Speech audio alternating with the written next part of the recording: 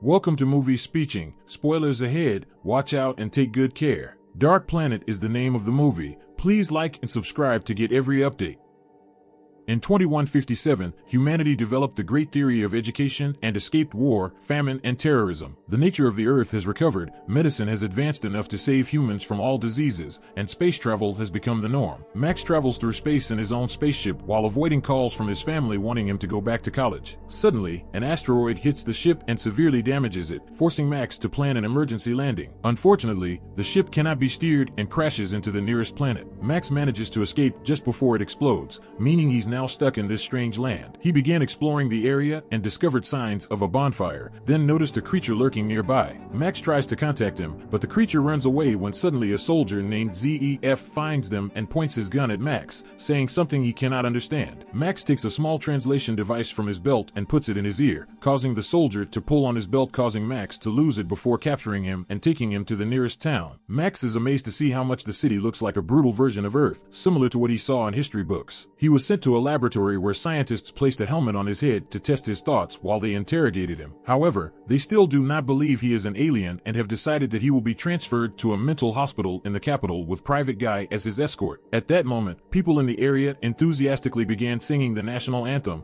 pledging loyalty to the government. However, ZEF collapsed after a seizure and was taken away by the authorities. On the way to the city, Max noticed the terrible state of the city and that every few kilometers there were several giant towers. Guy explains that they provide protection from predators. Soon after, an explosion destroyed the base of a tower and caused it to fall onto the street, killing several people who tried to escape and destroying most of the trucks. When a giant metal road passes through Max's truck, Guy finds himself trapped under the rubble, but Max immediately rushes in to pull him out with special force before the oncoming fire. Max then learns that the rebels are trying to overthrow the government, which is why they need the towers. Now they had no choice but to continue their journey on foot. As soon as they arrived in the capital, the head of the Strider Special Research Department heard about it and asked employee Funk to take Max to his office. Meanwhile, Max is being held at a dangerous facility where they put him in a water tank to continue testing his mind. However, the experiments are interrupted by Funk, who uses Strider's badge to send Max away against the scientist's wishes. Meanwhile, at the government building, Prosecutor Umnick also asked his staff to pay attention to all news related to Max. Umnick then noticed the time and hid in the bathroom to rage in private. At the same time, Funk put Max in the car and found the road blocked, so he had to find a new route. He was nervous because he was paying attention to the time, and at that moment he started having a seizure. When the authorities come to pick him up, all the townspeople start chanting in support of the government and calling Max a degenerate for not singing. Taking advantage of the chaos, Max immediately escaped. In the government building, it is revealed that the country is being ruled by a dictatorship under the power of the unknown fathers, including Strike and Umnick. When a father makes a mistake, he is immediately killed by the others, showing how cruel they are, even to each other. After wandering around the city for a while, Max goes to a bar and meets waitress Rada, quickly developing feelings for her. He also saw another customer being too harsh with her, so Max called her immediately. Angry, the man tries to attack Max with his stick, but Max quickly moves and quickly disarms him, injuring his arm, scaring him. For the rest of the afternoon, Max and Rada talked a lot. Max teaches him about Earth and space, and Rada reveals herself to be Guy's sister. She also invites Max to stay at her house. At the exit, the previous customer blocked their way, eager for revenge. He even brought reinforcements, but Max was still faster and immediately avoided their sword attacks. The men then fight him hand to hand, but their blows barely tickle Max, and he defeats them within seconds. Then the rest of the group arrives with bigger weapons, but no matter how many, Max can fight them all at once. Suddenly a man grabbed his leg with a rope, then grabbed him by the neck with a whip, but Max simply used these weapons to pull the enemy away and finished knocking him down. Finally, only the man with the cane remained, and he threw a small ball with a blade at Max, who easily dodged it. Later at Rada's house, Guy also returns home and is shocked to see Max, but he remembers how he saved him and allows him to stay. Days pass and Max learns many things about the local culture, such as the fact that they broadcast his thoughts on television as if it were a movie. The inhabitants also know that they live inside the planet, not on its surface, and that there are no other planets or stars. History tells that the unknown fathers stopped the war against the so-called degenerate rebels with the towers and saved the country. Guy is excited to protect his home and invites Max to become his guardian. Since Max has no identity identification or papers, Guy must convince Commander Chachu to allow Max to join. He must first go through training, so Max learns chanting and participates in trial missions in which he must run through burning areas and shoot at placards depicting the attackers. Degenerate. Max is an excellent shooter, but his companion is not, so Max gives him some tips to pass the test. However, later, Guy privately scolded him and told him to never do it again because his superiors demanded discipline. When they're at home, Max exercises while Guy asks him questions about menstruation to test his memory. Sometimes they also practice. In his free time, Max spends time with Rada and they eventually kiss. When Max is finally accepted into the army, he participates in the first raid on the rebel enclave. The soldiers stormed the buildings with extreme brutality, using bombs and kicking people along the way. Max is shocked to discover that the so-called rebels are just normal humans, gets scared and immediately puts down his gun. While the others stopped them, a rebel came out and opened fire on them, but he was quickly taken down and Chachu started kicking him just for fun. Next, Max witnesses dozens of ordinary people being brutally arrested and pushed into trucks. Chachu asked him why he dropped the gun and Max explained that the word degenerate made him think he would see wild animals and not just poor people. Chachu begins insulting the rebels and calling them trash, but admits that they feel the same pain as everyone else. However, Max explained that he felt no pain. Then the fathers judged the rebels by throwing very hot and bright lamps at them. Some prisoners denied any rebellious activity, while others insulted the fathers by showing them all the people they had killed. Depending on their attitudes, some prisoners were sent to daily labor and others were executed. A rebel shows them the mechanical arm he had to get back after the guards cut it off, and the fathers punish him by dressing him in a suit filled with gas that burns his skin. Max has to keep track of everything while hiding his disgust. He then tries to tell Guy how wrong all this is, but Guy fights back and defends his government's line. With Max being so public, Funk finally found his place. That evening, Guy and Max were called to Chachu's office, so when Funk arrived at the house, they were already gone. After what happened earlier, Chachu wanted Max to prove his loyalty, so he took him into the forest and asked him to shoot 2 rebels and sentence them to death. Max leads the rebels away, pretending he is going to shoot them, but instead he lets them go. He then confronts Chachu, announcing that he is resigning. Enraged, Chachu opens fire on Max, ignoring Guy's pleas for mercy. Chachu then takes Guy back to the capital, leaving Max's body in the woods. Meanwhile, the fathers discuss tactics to end the rebel attacks. However, Umnik points out that now would be the perfect time to gather all their guards into one giant army, implying that he wants more war. Others like the idea of an all-out invasion, but they would have to find a way to get the public to accept the idea of resuming the war, perhaps by planning a fake assassination. In the evening, the rebels in the forest found Max and were shocked to see that he was still alive because his body recovered so quickly. Max explains Earth's medical technology and points out that his people do not know the meaning of fatal wound. He can only be stopped with a direct hit. In return, the rebels explained that the fathers were dictators who took power by force and that the towers were not for defense, but they sent waves to brainwash people. This is why they always experience patriotic mania twice a day at the same time. Some people are immune to these waves and suffer from seizures, but government propaganda labels them degenerate so they can be hunted. At that moment, the towers broadcast, so the rebels put a stick in their mouths to avoid choking during a fit. In town, Umnik did the same thing in private. Thanks to his earth body, Max did not suffer at all, so he helped the rebels overcome this ordeal. Next, Max and the rebels cut the fence to enter the tower's territory. As the rebels opened fire on the soldiers and the alarm sounded, Max ran through the facility without fear of bullets and took down any soldier who dared to stand in his way with his bare hands. Some rebels were killed and others tried to hide behind the wall to continue shooting at the enemy until the end. Max manages to crawl under the tower and plant a series of bombs before fleeing, throwing a rope through each rebel's clothes hook to pull them along, whether they are alive or not. Thanks to Max's power, the group escapes into the forest just before the tower is destroyed by the explosion. Unfortunately, another rebel dies from his wounds, leaving Max and a man as the only survivors. Sometime later, Max sneaks back into the city and finds Rada, not knowing that a neighbor saw him and called the authorities. When Guy gets home, an argument occurs and Guy tries to kick Max out. Just then, the authorities arrive, so Max immediately rushes over to keep the brothers out of danger and begins beating the soldiers waiting outside. He is quick and efficient, but unfortunately Chachu takes Rada hostage and Max has no choice but to surrender. Max is then thrown into prison with a group of prisoners, including ZEF and the guy with the metal arm. Meanwhile, Strike visits Umnik, who makes him sit on a chair so narrow that it intentionally makes the guests uncomfortable, like an elaborate torture. Since Umnik is in charge of the rehabilitation program, Strike wants him to release Max so he can be studied and they discuss a deal. However, after Strike leaves, Umnik looks at Max's records and learns that he is not epileptic. Wanting this power for himself, Umnik orders his employees to kidnap Max and make it appear that he has mysteriously disappeared, and send Strike a message saying that Max has unfortunately disappeared, died in battle. In the morning, the prisoners were taken into the forest to clean up, meaning they had to collect all the weapons left over from the war. Max's group suddenly saw a group of defensive robots and immediately fell to the ground as the robots opened fire, firing in circles with no signs of stopping. The prisoners wait for the right moment to fight back, and one by one, they take down the robots until they are all destroyed. The group then continues to search the area, and ZEF tells Max about the creature he saw upon arrival. He says that they are dangerous mutant humans and should be killed immediately, otherwise they will be killed first.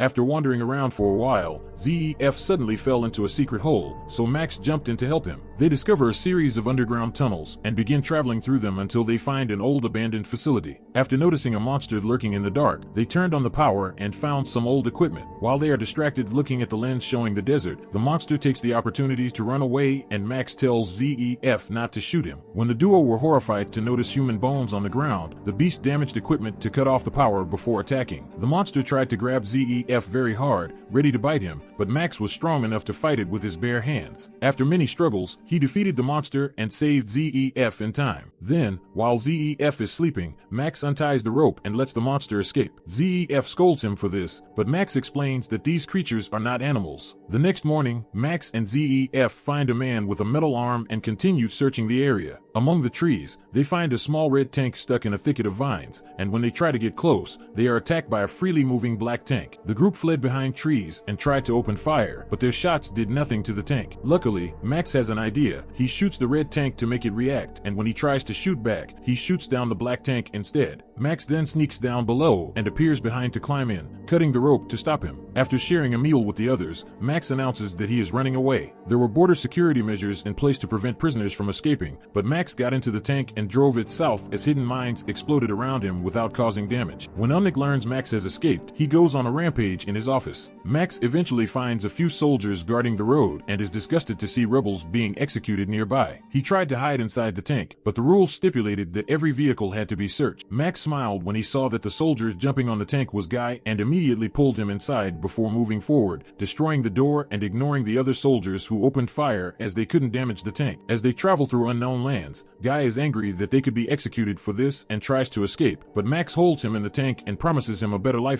Subscribe to watch more videos like this, leave a comment about your favorite movie, and we will make it next. Thanks for watching.